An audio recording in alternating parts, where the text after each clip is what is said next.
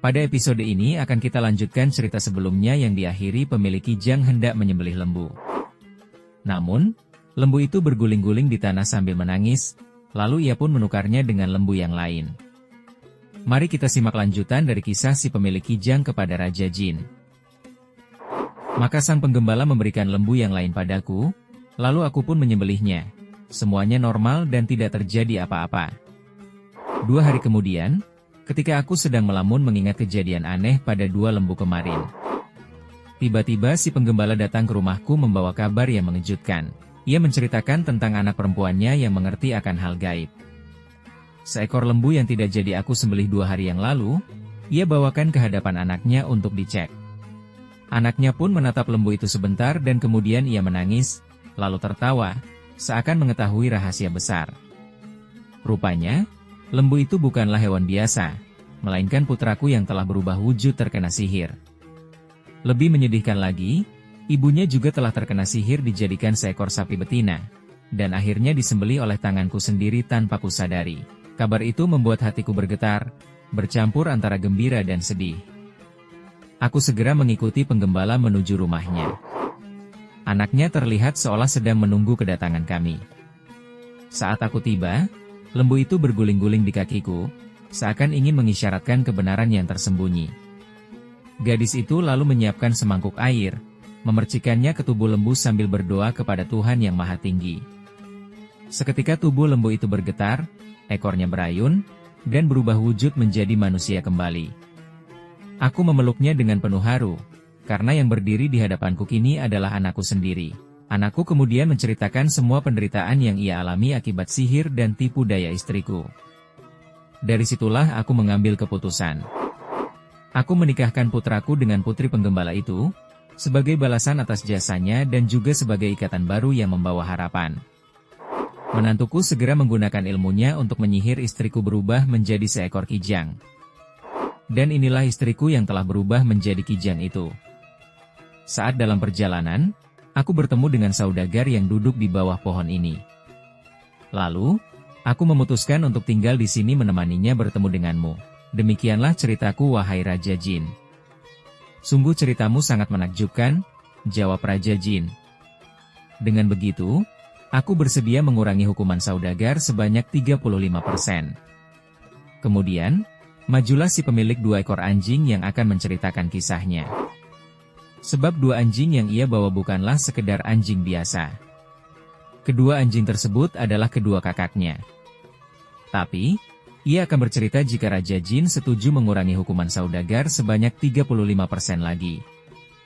Raja Jin diam sejenak. Lalu, setuju mendengar kisah pemilik 2 anjing ini. Dulu, kami bertiga mewarisi harta peninggalan ayah, lalu masing-masing dari kami membuka toko. Karena sifat mereka serakah, kedua kakakku melakukan kebodohan. Mereka berdua pergi meninggalkan kampung halaman untuk berdagang ke negeri lain. Alhasil mereka berakhir dengan kehancuran, lalu pulang menjadi pengemis dengan baju compang-camping. Sebagai saudara kandung, aku tetap menerima mereka pulang dan memberikan sedikit keuntungan daganganku, hingga mereka dapat membuka toko kembali. Namun, ketamakan mereka tak pernah padam. Berkali-kali mereka mengajakku untuk berdagang ke negeri lain, berharap dapat untung yang lebih besar daripada berdagang di negeri sendiri. Akhirnya, dikarenakan mereka terus memaksa, aku pun mengikuti ajakan mereka untuk mengarungi lautan. Aku membawa sebagian uang sebagai bekal, sementara sisanya aku tanam di tanah depan rumah sebagai jaminan bila nasib buruk menimpa. Kami berlayar jauh hingga singgah di sebuah pelabuhan asing, dan di sanalah kami bertiga membuka usaha masing-masing. Tak berapa lama kemudian, takdir mempertemukanku dengan seorang gadis berpakaian lusuh. Gadis itu memohon belas kasihan padaku, akhirnya aku menikahinya dan membawanya pulang. Sejak saat itu, rezekiku semakin melimpah membuat kakak-kakakku iri melihatnya. Mereka pun menyusun rencana untuk merebut semua hartaku. Suatu malam, saat aku dan istri tertidur pulas di kamar, kedua kakakku masuk ke dalam kamar. Mereka memukuliku dan menyeretku ke tepi pantai, lalu membuangku ke lautan. Aku sempat tidak sadarkan diri saat tenggelam. Dan tiba-tiba saat aku terbangun, aku dan istri berada di pinggir pantai. Dari kejadian itulah, Istriku mengaku kalau dia aslinya berasal dari golongan jin yang beriman. Dan dengan kekuatannya, ia menyelamatkan suaminya dari kematian. Istriku berencana akan menemui kedua kakakku dan membunuh mereka berdua, tetapi aku melarangnya. Maka, aku dan istri pun pulang ke kampung halaman, dan uang yang aku tanam di depan rumah masih ada. Dengan uang itu aku membuka usaha lagi seperti dulu. Perlahan, usahaku membuahkan hasil dan rezekiku bertambah berkali-kali lipat daripada yang dulu. Suatu sore aku dan istri pulang ke rumah, aku melihat 2 ekor anjing di dalam. Istriku menjelaskan bahwa kedua anjing ini adalah kedua kakakku. Ternyata istriku meminta kakaknya untuk menyihir kedua kakakku menjadi anjing.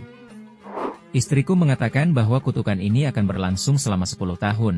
Setelah itu keduanya akan kembali ke wujud semula. Lalu, istriku langsung pergi dan kembali ke alamnya.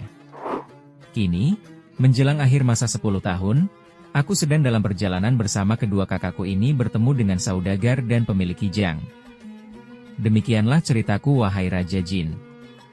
Bagaimana menurutmu ceritaku ini? Betapa menakjubkannya kisah hidupmu, jawab Raja Jin. Aku bersedia mengurangi 35% hukuman bagi saudagar. Lalu, majulah sang pemilik anjing besar untuk bercerita. Wahai Raja Jin, anjing yang aku bawa ini bukanlah hewan biasa. Anjing ini adalah istriku. Aku akan menceritakan kisahku dan anjing ini kepadamu, jika kau bersedia mengurangi hukuman saudagar sebanyak 30%. Baiklah ceritakan padaku, jawab Raja Jin.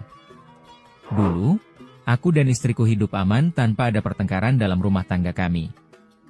Tapi suatu ketika, aku meninggalkan istriku untuk berlayar selama setahun penuh.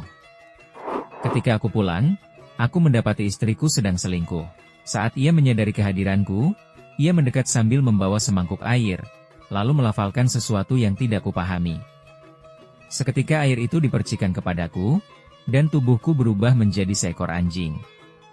Ia menyeretku keluar rumah tanpa belas kasihan, meninggalkanku berkeliaran di jalanan. Berhari-hari, berminggu-minggu hingga berbulan-bulan aku hidup di jalanan, sampai-sampai tubuhku kurus kering. Aku terlunta-lunta, tidak ada yang peduli denganku. Aku mencari makanan di tempat sampah, memakan makanan sisa, itulah yang aku jalani sehari-hari. Hingga pada suatu waktu, aku tiba di sebuah toko daging. Pemilik toko melihatku, merasa iba, lalu membawaku ke rumahnya. Saat tiba di rumah, putrinya menyambutnya di depan pintu. Namun ia kaget karena ayahnya membawa seekor anjing. Ia memperhatikanku sesaat dan berkata kepada ayahnya kalau anjing ini aslinya manusia yang terkena sihir. Ayahnya merasa terkejut mendengar penjelasan anaknya. Lalu, putri pemilik toko mengambil semangkuk air, membacakan sesuatu, lalu memercikannya padaku. Seketika aku kembali menjadi diriku yang semula. Rasa syukur meluap dalam dadaku, dan aku pun berterima kasih kepada mereka berdua. Lalu, aku menceritakan kepada mereka mengapa aku bisa berubah menjadi anjing.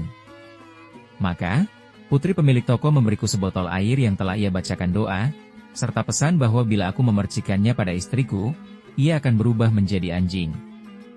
Aku pun segera pulang ke rumah dan melihat istriku sedang tertidur. Lalu, aku percikan air itu kepadanya seraya menginginkan balasan yang setimpal. Seketika itu, ia berubah menjadi seekor anjing.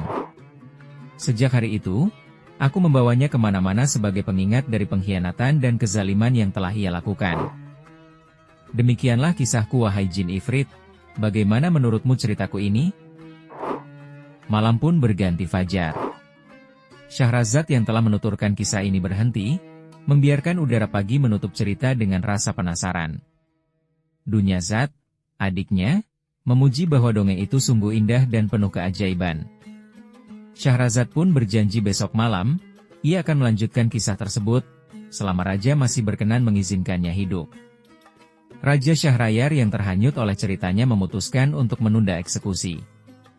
Raja Syahrayar masuk ke dalam ruang kerjanya, dan bekerja seperti biasa. Tak lama kemudian, datanglah menterinya menanyakan eksekusi istrinya. Syahrayar menjawab, kita tunda eksekusi hari ini. Nanti atau kapan aku akan memberikan perintah untuk eksekusi. Pada malam harinya, Raja Syahrayar dan Dunyazad siap mendengar lanjutan kisah sebelumnya.